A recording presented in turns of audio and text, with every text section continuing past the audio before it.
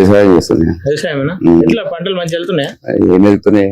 ఆడేమన్నాడు first ఎక్కినప్పుడు ఏమన్నాడు? గిట్టుబాటు ధరలు ఇస్తాను. గిట్టుబాటు ధర 500 బోనస్ ఇస్తున్నాడు ఇవన్నీ అన్నాడా? 500 బోనస్ ఇవ్వకపోయి ఉన్న వడ్డాన కొన్నా లేదా? స్టార్ట్ కాలేవా? ఏదో ఇస్తాడేం? ఆయన ఈ రైతులకు ఇబ్బంది లేదంటుండు. ఆయన అన్నది ఆయనకే తెలుసు కదా, ఆయనకే తెలుసు. ఆయన ఎమ్మెల్యేలు మినిస్టర్ ఉంటారు కదా, వాళ్ళకే తెలుసు. నిజంగా అన్నట్టు ఏం జరుగుతలేదు. ప్రజాపాలన ఎన్నట్టు చేసిండు ఆయన? ఒక్కరోజు చేసిండు, ఒక్కరోజు కూర్చుండు ఆయన అంతే. అంతే గతంలో ప్రభుత్వం మీద ఏదైతే విమర్శలు చేసిండో ఆ దిశ ఏం విమర్శ చేస్తాడు?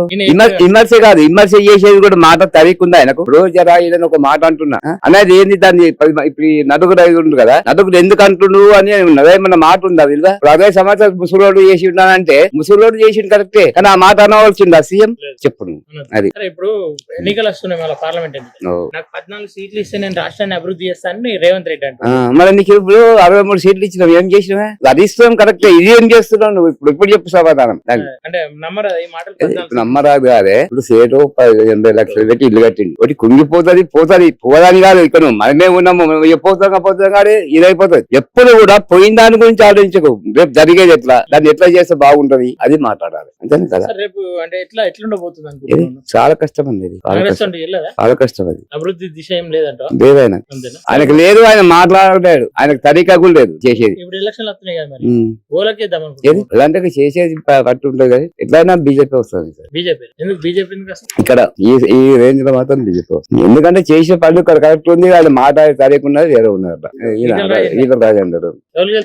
రాజేందరే తెలుసు సార్. తెలుసా నీకు రాజేందర్? చూసినా ఎప్పుడన్నా? చూసినా. చేస్తుంటాడు మరి ఆయన. మా వ్యక్తిగతంగా మంచిగా ఆయన చేస్తారా మరి అభివృద్ధి అయితే ఆయనతో? డిఫరెంట్ అయితే. గతంలో రేవంత్ రెడ్డి ఎంపీగా గెలిచింది కదా, మీకు ఏమైనా చేసిందా మరి? గుడ్డి సున్నా. ఇంతవరకు ఒక్కసారి గెలిచిండు, మళ్ళీ రాలేదు, ఇయ్యలేదు. ఇప్పుడు ఏమంటున్నా అంటే నన్ను ఈ పార్లమెంట్ పార్లమెంట్ ఎందుకంటే అసెంబ్లీ సీఎం కూర్చుని పెట్టినాం, ఇంకా పార్లమెంట్ పోయి ఎంపిస్తావు నువ్వు. అతలా ఇప్పుడు చెప్పానే ఈడనే చేయడానికి ఢిల్లీ చేస్తావు నువ్వు.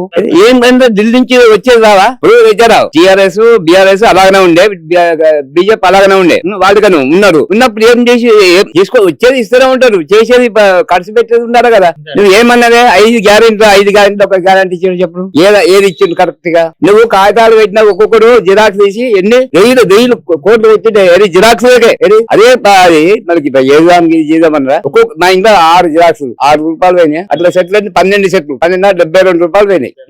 ఇప్పుడు పార్లమెంట్ లో అయితే